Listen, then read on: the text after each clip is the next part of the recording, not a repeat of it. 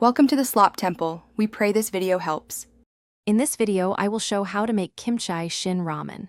First, gather your ingredients. 1 packet of Shin Ramen, about a half cup of kimchi, and 550 milliliters of water. You'll also need a small pot and a heat source. Make sure you have any extra toppings, like a fresh egg or green onions, ready to go for later. This simple method ensures a delicious meal quickly.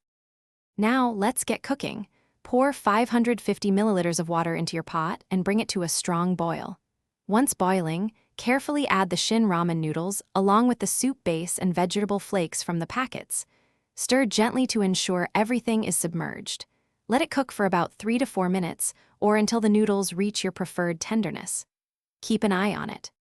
This is where the magic happens. Once your noodles are nearly done, it's time to add the star ingredient, kimchi.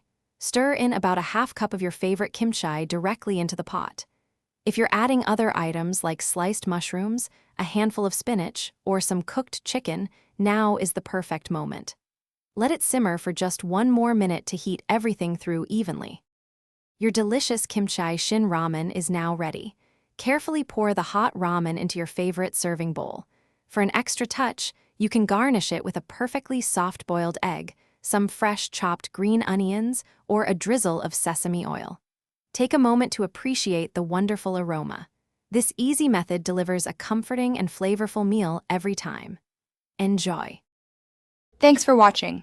Consider subscribing if we helped you.